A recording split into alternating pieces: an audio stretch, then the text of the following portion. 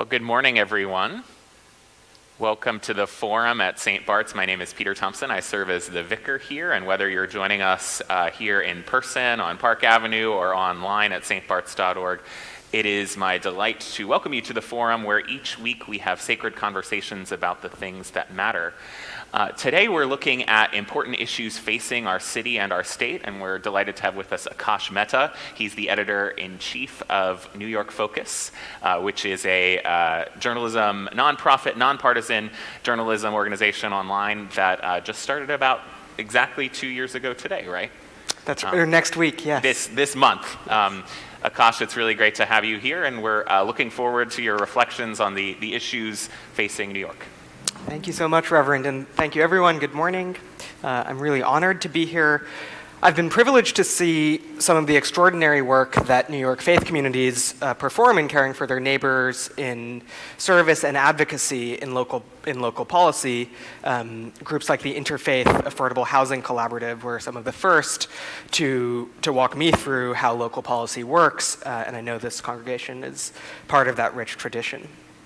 As the Reverend mentioned, about 2 years ago, I launched an investigative news site called New York Focus. I had been freelancing for a few months, and I kept hitting up against things in my reporting that were absolutely bewildering to me. The governor was threatening to reject $7 billion in federal Medicaid aid in the middle of a pandemic, and no one was talking about it. The mayor was saying it would cost too much money to offer homeless people hotel rooms for them to socially distance in, even though the federal government was offering to pay for it. And so a group of friends and I launched New York Focus to figure out what was going on, how the state works, and who really runs it. I want to share some of the things we've learned in trying to answer that question. Last year, the New York legislature passed a landmark criminal justice reform meant to end New York prison's use of prolonged solitary confinement, which the United Nations and international health bodies have found is a form of torture. This was one of New York's highest profile criminal justice reforms in years, and it received an enormous amount of media attention when it passed. But it has received almost no attention since. And when we looked into how it's actually been playing out, we found that the law is being ignored. The core of the law limits solitary confinement to 15 days. We found that hundreds and hundreds of people, in fact, the majority of people currently in solitary, have been held there for longer than the legal limit. The law prohibits prisons from putting certain people in solitary at all, like people with disabilities. We found that they have continued to put hundreds of people with confirmed mental and physical disabilities in solitary anyway. And while the law has significantly reduced the number of people in official solitary units, we found troubling signs that prison may be putting even more people in other isolated units, which often violate the law's standards and function as another name for solitary confinement. It turns out that laws are just words unless they're enforced. We have found over and over again in our reporting laws that were passed to great fanfare and with lots of press conferences and glowing headlines on issues from campaign finance to water quality mandates to parole reform, and then never went into effect because the agencies in charge of them never enforced them. This poses a pretty profound problem for democracy. State bureaucrats aren't elected. They work for the governor. There's supposed to be democratic checks on our system, including legislative oversight of the executive branch, but these mechanisms are often completely broken. So for example, who is supposed to implement the solitary confinement law? Who runs New York's prisons, and who are they accountable to? Well, the head of the prison agency is appointed by the governor and is supposed to be confirmed by the state senate. That's not actually what happens. A guy named Anthony Annucci has been running the prisons for a decade, but he's never been confirmed by the Senate. This summer, Governor Kathy Hochul finally put him on the calendar to be confirmed, but senators were concerned about the over 1,000 deaths that have occurred in the prison system on his watch, and were going to grill him on it. His confirmation looked dicey. So Hochul just yanked his nomination from the calendar, avoided the public scrutiny and debate that comes with a confirmation hearing, and kept him as acting commissioner running the prisons with all the same powers. The state parole board, something similar is happening there. These are the people who decide on the freedom of tens of thousands of people every year. Half of their terms have expired and they go on serving anyway. This is one of the many ways in which the ability of the public to participate in the running of their state is systematically undercut. Authority is constantly routed to institutions and processes that exclude public input and scrutiny. Decisions are made behind closed doors, which a diminished local press doesn't have the bandwidth to pry open. And because of the opacity of the process, ordinary people disengage and stop paying attention. And so here's one provisional answer to the question we set out to answer: who runs New York? Not you. The biggest instance of the lack of democratic accountability in New York politics is the annual state budget. If you live in New York, the state budget is a document that affects you more intimately than probably anything else in politics at any level. It determines everything in the state, from how large public school classes are, to what services Medicaid covers, to how the state charts its energy transition. It spends your money, clocking in at $220 billion. That's more than the budgets of 90% of countries. It includes most of the year's major legislation, and you have astonishingly little say in how it is crafted. New York was ranked 50th out of 50 in a comparison of the transparency of state budget processes. You may have heard it's written by 3 men in a room. Now it's 1 man and 2 women, but little else has changed. The current governor has promised a new era of transparency, but then led one of the most opaque budget processes we've seen in years. For example, she went 10 days without answering any questions from the press, leading up to the budget, the second longest such silence in a century. The first, by the way, was Cuomo last year. The governor wields most of the power because the legislature can't add any policy to the budget beyond what the governor has proposed. Rank-and-file legislators, your local representatives, are regularly given the 1,000-page bills literally hours before they have to vote on them, so they can't even read them. And throughout the process, there's startlingly little accountability for how people make and explain decisions. Here's a small example. One of housing advocates' main asks has for years been to give vouchers to homeless people to allow them to rent apartments. For the first time this year, both houses of the state legislature signed on to the proposal and had proposed spending $250 million on it. But lawmakers told us that in the last week of budget negotiations, that Hochul was opposing the program because she insisted it would end up costing $6 billion. This made absolutely no sense. The vouchers were not an entitlement program. It wasn't something where the state could be on the hook for more money than it expected. If the program ran out of the allocated money, it would just mean that not everyone who wanted a voucher could get one. In fact, even if the program did expand to cover every homeless family in the state, it would probably only cost about $1 billion. And that's not counting the amount of money it would save the state by keeping people out of the shelters. In New York City, for example, our shelter system spends over $4,000 per month on each single adult and almost $6,000 per month on families. Think about that amount of money. $4,000 for one person in crowded and violent dorm-style shelters, enough to just rent an apartment in a nice neighborhood and house them there. You can make legitimate arguments against the voucher program. Insisting that it will cost 20 times more money than it actually will is not one of them. But we don't have a version of the Congressional Budget Office which independently scores proposals and answers these questions. No one challenged Hochul's numbers in any serious way beyond us. The New York Times reported her cost estimate uncritically. The program didn't make it into the budget, and Hochul got away with killing it without having to justify the decision to the public. So if our institutions are set up to largely sideline public participation, who actually is the driving force behind what decisions are made? If not you, who does run New York? When I launched New York Focus, I expected the answer to be the rich and the powerful. And that's certainly true. The Con Ed shareholders who get away with subcontracting out their jobs to firms that don't pay legal wages, they run New York.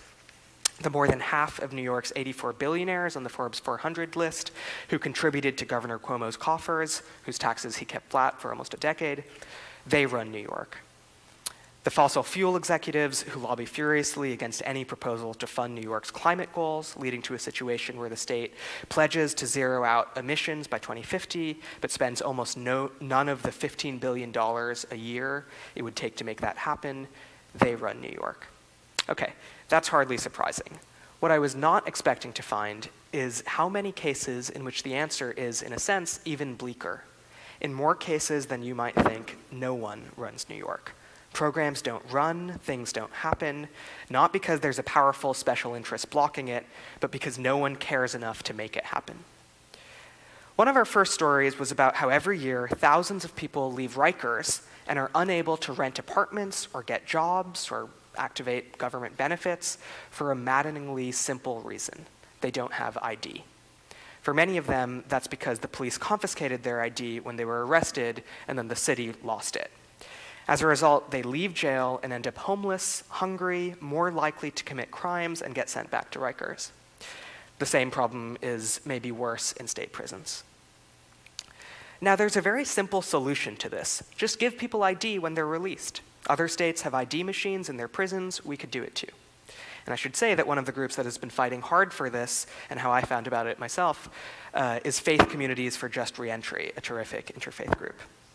But we haven't done this. We had a pilot to issue IDs on Rikers in 2016, but it was discontinued because of logistical issues with the Wi-Fi. Or take an even more maddening issue. When COVID hit, the federal government sent out what was ultimately $3,200 in stimulus checks. Now, I got my check automatically because the IRS had my information. But a lot of homeless people and incarcerated people haven't filed taxes recently, so they had to fill out a simple one-sided form, either online or printed out.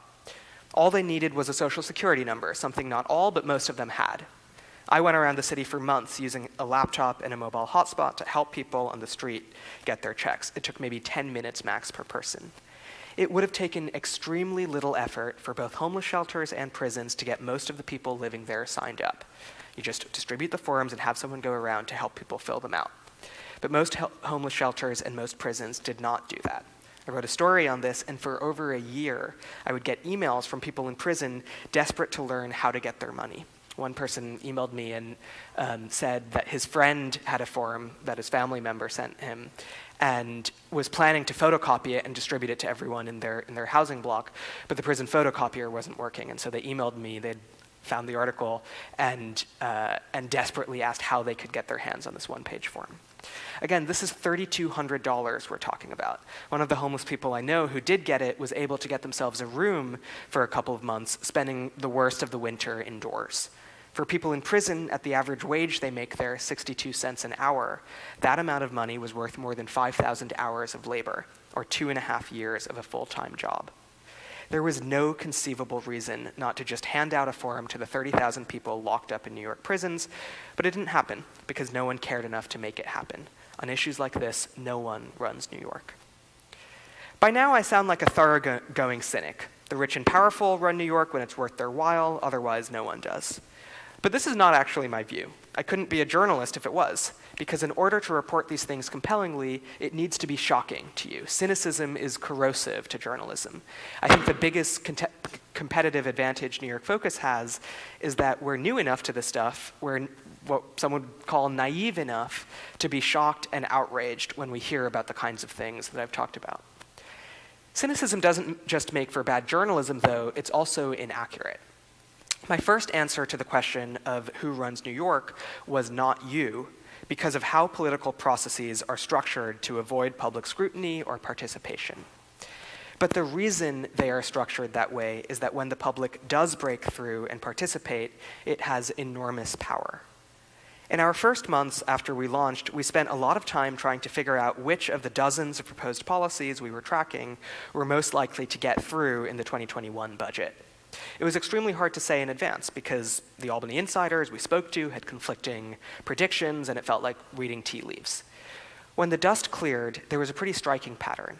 Most of the biggest items in that budget were ones that had an organized grassroots campaign militating for them. It passed a raft of legislation aimed at reducing overdoses after a group primarily organized by drug users did dozens of direct actions in Albany, including one I attended where they tried to wake up Cuomo by yelling at him through a blowhorn outside the governor's mansion at 4 a.m. It raised billions of dollars in new taxes after a disciplined campaign sent hundreds of volunteer canvassers to raise a ruckus in the districts of key legislators on the fence. It passed the largest in the nation excluded workers fund, giving undocumented people shut out of federal relief billions in direct payments after a group of undocumented people went on hunger strike for 14 days.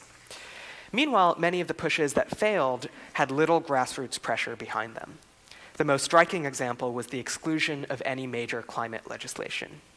We published a column going through the history of climate victories in the state, from banning fracking to getting New York to pass the most aggressive law limiting building emissions in the country, New York City that is, and finding that each major victory was the result of a concerted grassroots effort.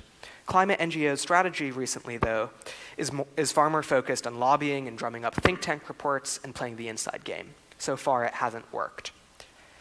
Power structures in New York are not nearly as ossified as on the national level. They're malleable enough so that it can take a surprisingly small amount of public pressure to shape them. This is why people in power can be remarkably responsive to critiques made in the press. When New York Focus launched, I assumed politicians would basically ignore our stories. Instead, they take them extremely seriously and have, in a few instances, directly enacted or enforced legislation as a response to our stories. As soon as something moves from behind-the-scenes jockeying among insiders to a publicly accessible webpage, they get scared because they are scared of the public. And that is why the last answer I want to suggest is that when the public pays attention and gets organized, the answer to who runs New York can be us. Thank you.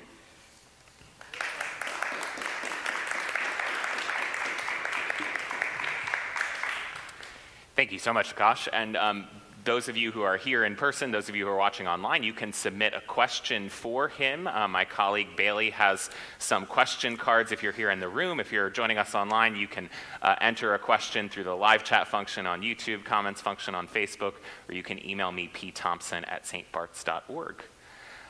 I'm wondering if we could start, if you could just talk a little bit about why you and others founded New York Focus.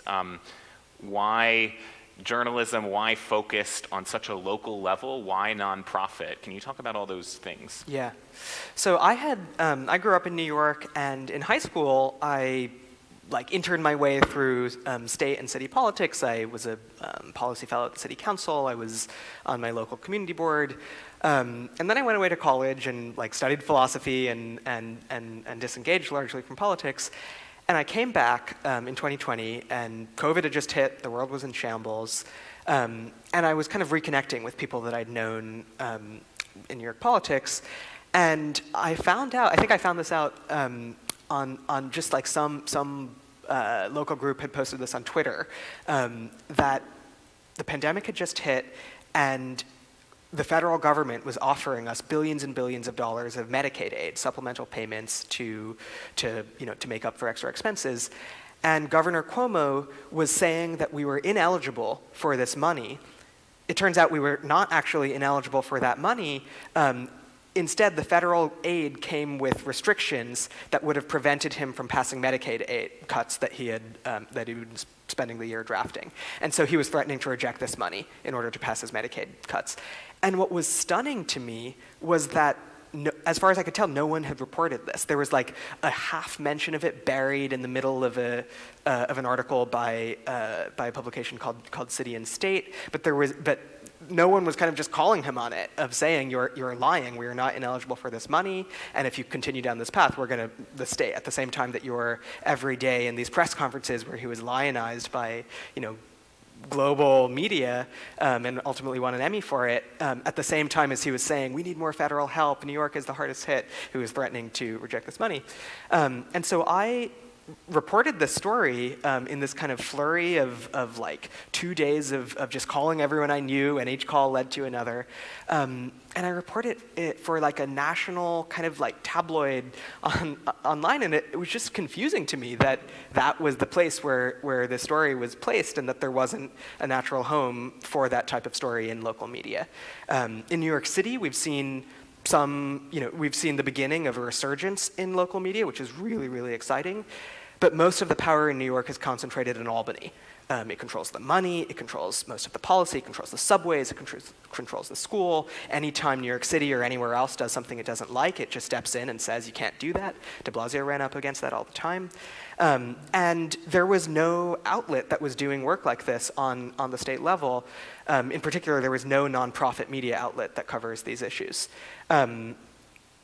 In terms of why nonprofit, one thing to say is that the reason New York used to have a vibrant local media ecosystem. I've been reading recently the work of Wayne Barrett, who is a legendary Village Voice investigative reporter for 40 years. And, I read these stories on local, on the corruption of local judges and tax abatement deals. And what's so clear is that he's writing for an audience that he knows is engaged in these issues, and so will kind of follow him through the details and the names and the kind of the inside baseball, and also the politicians know that his journalism matters and people read it. So he'll just halfway through a story call up the first Cuomo, who was governor at the time, and the governor will respond, which would be, if that happened now, it would be like a huge major exclusive. This was just standard fare there. Or he'll accuse this judge of being corrupt, and then we'll just go into their chambers and talk to them and talk to their clerk and have them defend themselves. And there was just a different atmosphere of what local journalism was, and that is dead and that is dying and is increasingly dying. We've lost 60 newspaper circulation in New York State has declined by about 63% in the last couple decades, because the for-profit model is with the rise of the internet and the demise of the advertising model, is working really well for the New York Times, which is pivoting to a global audience and subscriptions, but is catastrophic for local media. And so the one big part of the answer needs to be nonprofit media, where people recognize journalism as a public good and support it as such. Why does the for-profit model do such a bad job of focusing on local issues? When we first talked, I noted that the midterms were coming up, and you said, "Oh, but we don't do electoral politics." And I wonder, is that part of the reason we're so focused on elections and the kind of celebrity that surrounds elections that we don't focus enough on the actual issues? I think that can be part of it. I think elections are enormously helpful moments to organize around and to kind of train our thinking on issues, just because there are these moments where the public actually it's the most direct say that the public has. And you had mentioned that you invited me here because you saw me moderating forum of an election, and so I do think election coverage can be really good. The type of horse race election coverage that we very often see, I think, is really counterproductive often, and leads us to treat politics as a game rather than as something with really important substantive implications. I do also think that there are for-profit media outlets that do a terrific job of covering these things. The problem is that they're strapped for resources, and they just don't have.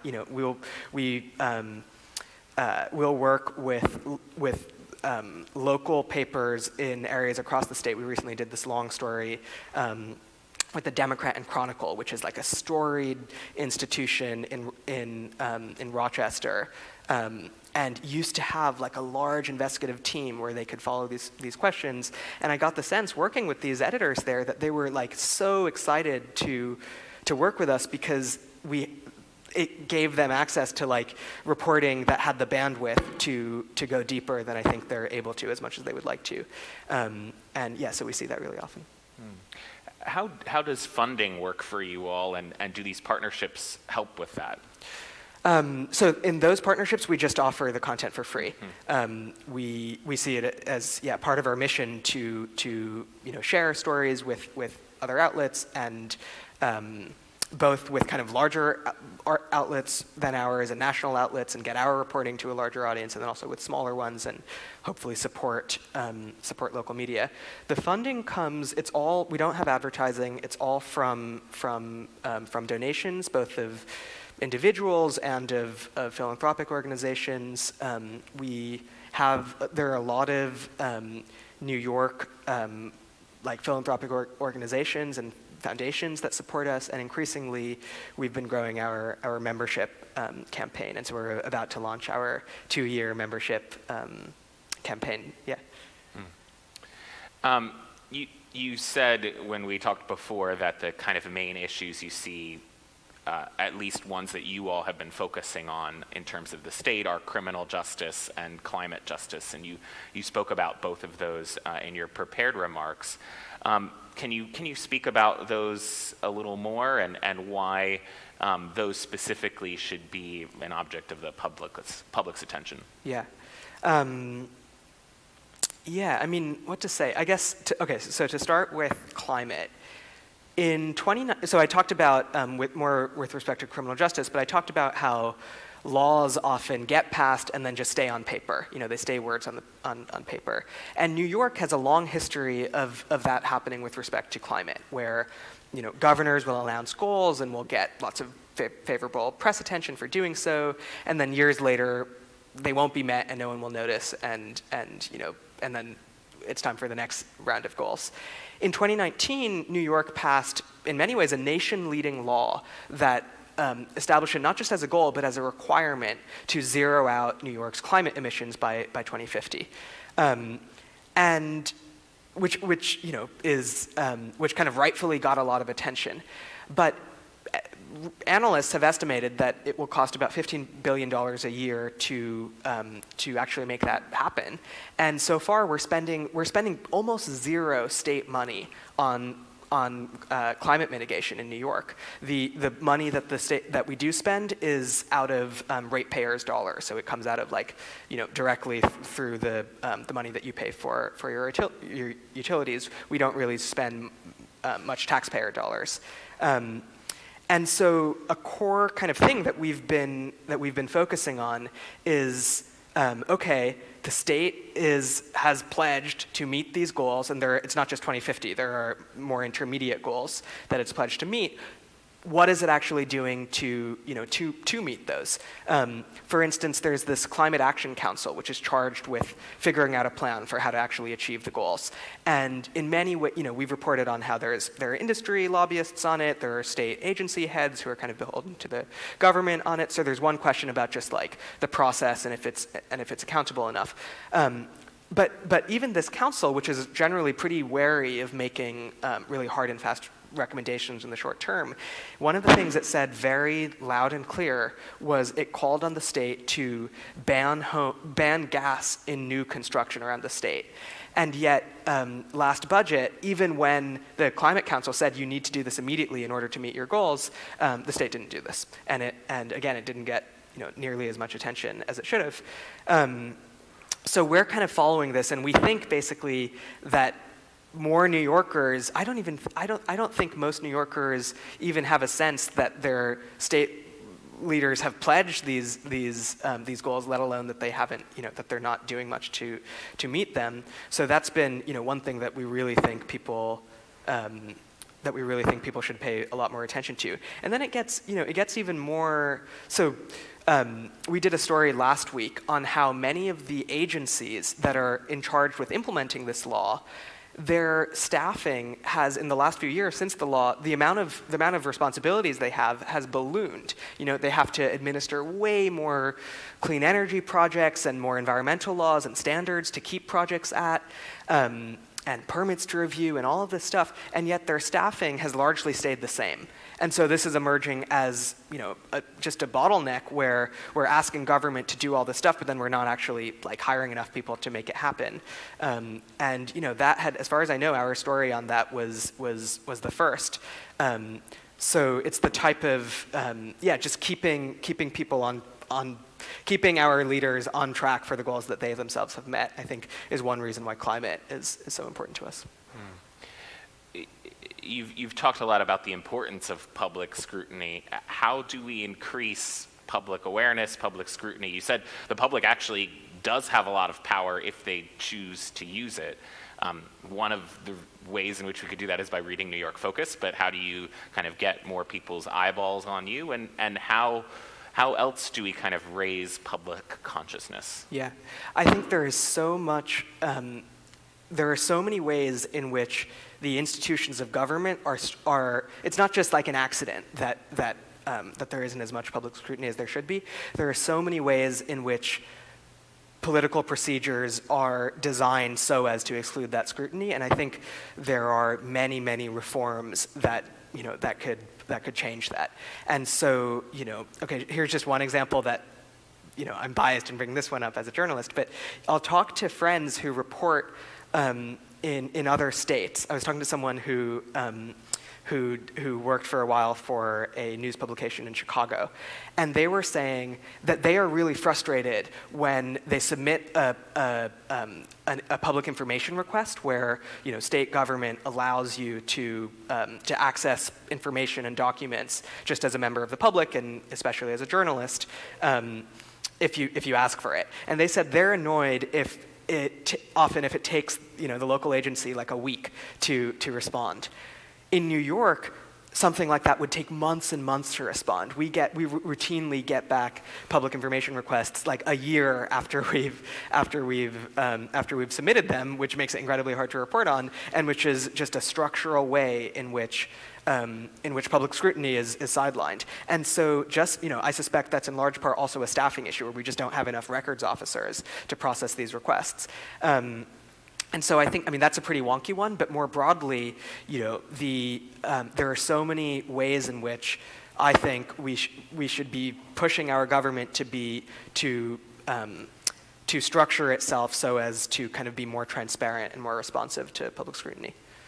One that I mentioned briefly was the budget office, where our budget office reports to the governor, and so there's no kind of independent group that is scoring proposals and that is making kind of transparent what goes on in this mammoth, incredibly important state budget process. And some people have kind of argued, well, okay, we should have an independent office like other levels of government do. Yeah. You spoke several times about the role that faith communities have played in some of the issues you talked about. What can churches and other faith communities do, and what are they already doing? Yeah. So I've worked a lot and kind of used as sources a lot of people in New York's interfaith community, Chloe Breyer at the Interfaith Center, and Peter Cook, right, at the a number of really terrific interfaith leaders. My sense is that there's a lot of advocacy that faith communities do. There was a group that for years I think would go to Albany and, if I'm not mistaken, do direct actions right outside of the state capitol to advocate for homeless policies that is supported. So I think there's a lot of kind of direct advocacy. I think there's a lot of political education and mobilization that goes on, and just and I think this is an example of it, in just like having conversations with congregations about to inform the congregation about what's actually going on. And then there's a lot of, I think when faith communities get mobilized, I think it has maybe even more power and more influence than many other groups, because it's coming from such a deeply rooted kind of spiritual and moral perspective. And so I think, for instance, the Poor People's Campaign has used this to great effect. Yeah. A question about you've talked about prison reentry, you've talked about homelessness as key issues. The role that mental health treatment and substance abuse treatment can play, and are we using those tactics to their full extent? Yeah, so we are actually, in the next few months, we're actually going to bring on a full-time reporter to cover a set of issues exactly within those. We've reported a lot on how, as New York's overdose crisis has reached record high, along with the rest of the country's, there are some really, there are kind of startling gaps in the states and the city's response. And so, one of our reporters went out to the Bronx and talked to a bunch of members of this network of local drug users who carry Narcan and other immediate responses to drug overdoses in their pockets at all times and routinely administer them to people they see in the streets and the parks to reverse overdoses and save lives. And so she went out a few times to talk to this guy in particular, and then I think the second time she went out, he took her to a park and he said, just this last week, my friend my friend who I often see her and who died last week. And that was at a moment in the pandemic where the state was levying all these cuts, and in particular were cutting back on syringe exchange programs, which are known to save lives. And similarly, in state prisons, we reported on a lot how state prisons were not. Many state prisons did not have medication-assisted treatment, which is evidence-based treatment for people who use drugs and for addiction. And so as a result, people were leaving prisons and then were far, far more likely to overdose. And so as a result, the recently released incarcerated people is the group most likely to overdose and to die from fatal overdoses. There was actually a bill that was passed to require prisons to use MAT, but what we've heard so far is that there have been, surprise, surprise, real problems implementing it. So there's a lot of kind of attention that needs to be placed on those issues.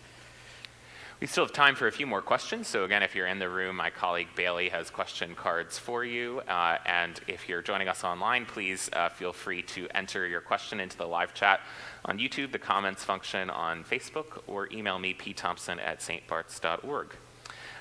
One person said that they found very little about your organization on social media.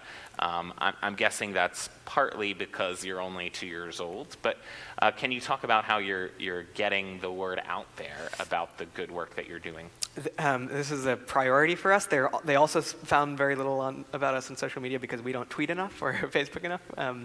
We need to more.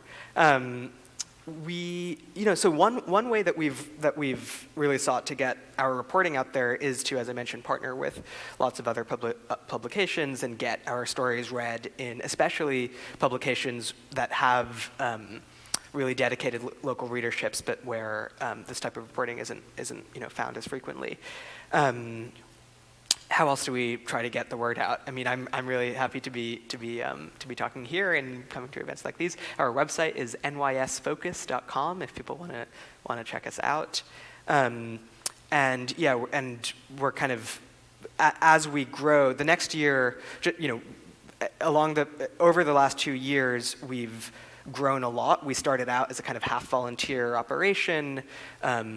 And by the end of this year, we expect to be like 8 full-time people, and so we're really kind of on the precipice of, as an organization ourselves, kind of growing and cementing ourselves as a permanent watchdog.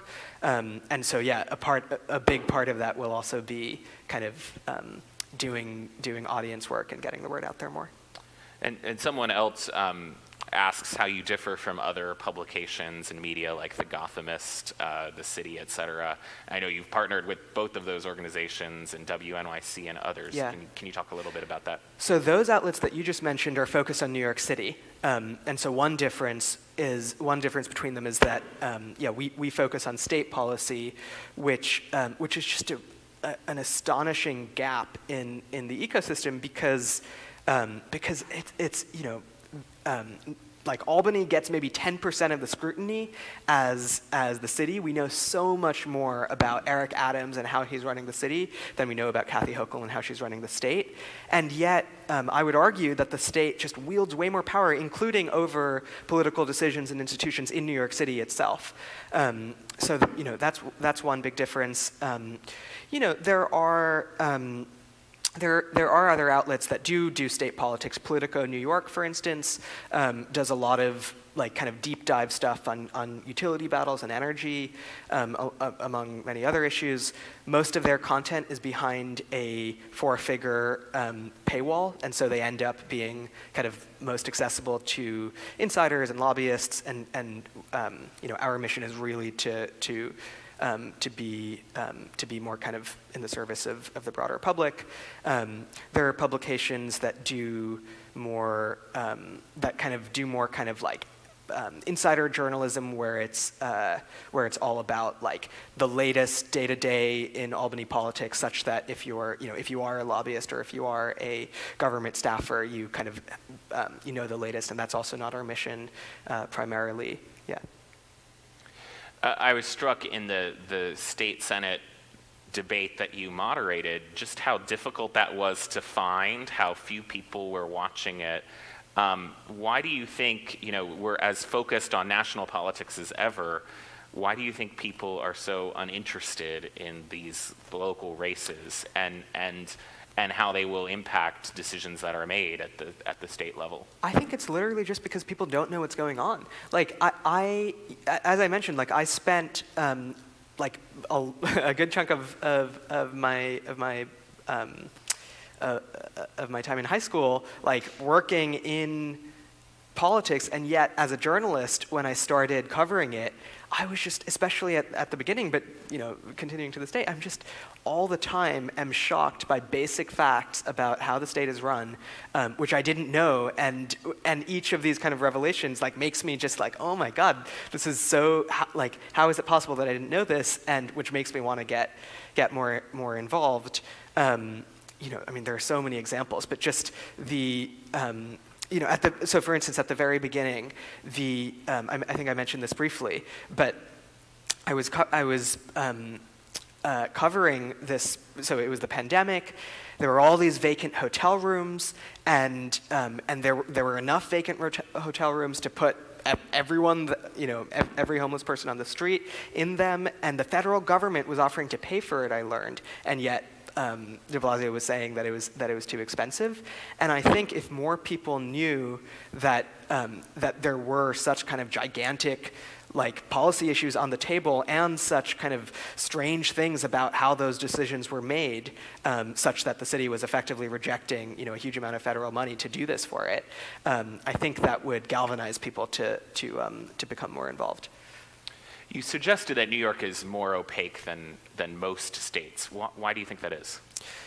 I think it's a combination of a few factors. I think one is that just like the procedural way that our budget process is set up. As I mentioned, it's ranked 50th out of 50 in terms of just the way it's structured, where the governor has all the power. There's very little in the way of kind of measures to make it a kind of long, transparent process. Instead, it's all done in the last few days.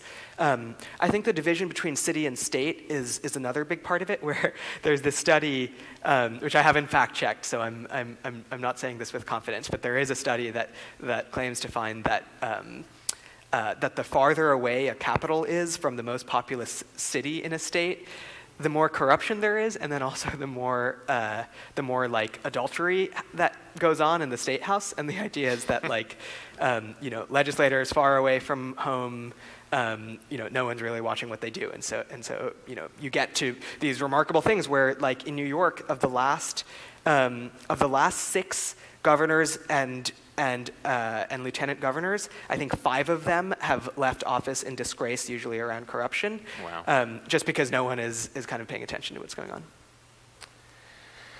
Where do you have hope about our state? You talked about the kind of hope that the public could get more involved and have more power when they do get involved. Where else do you see good things happening in our state?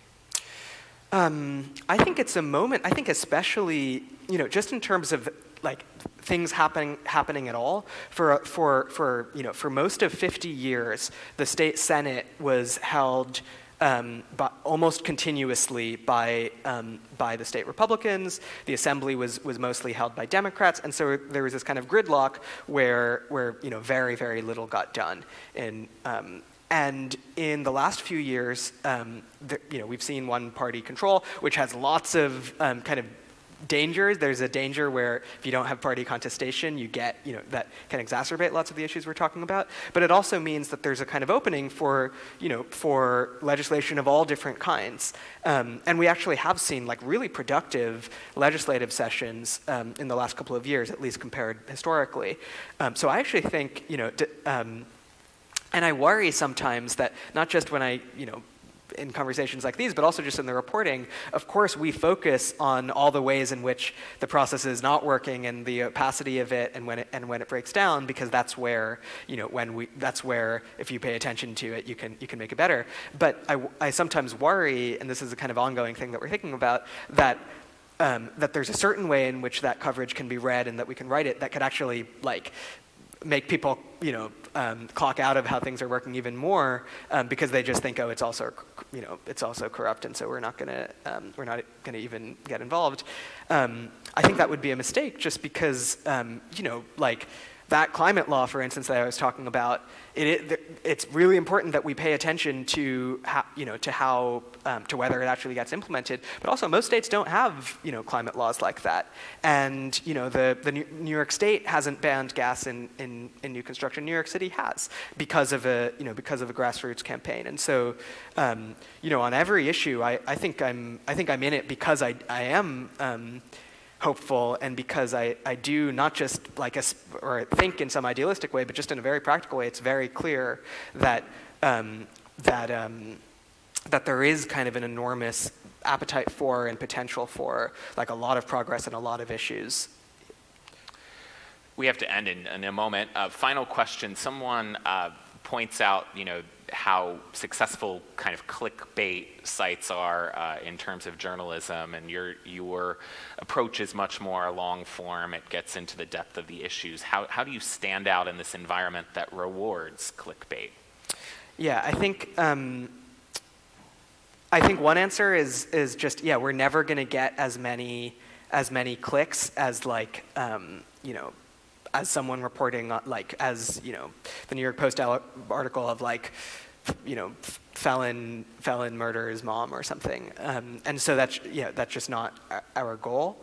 I do think that sometimes we'll publish a long form investigation, and I'll be like a little disappointed that that it doesn't rise to the top of the agenda. More times though, I really appreciate that there is actually an audience that is hungering for robust, in-depth accountability news, and just